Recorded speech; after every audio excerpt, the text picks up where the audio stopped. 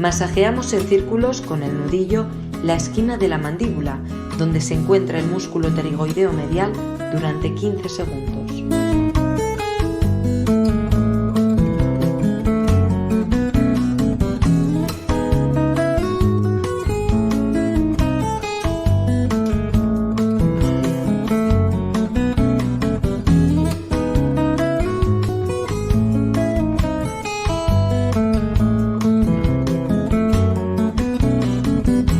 Ahora repetimos con el otro lado.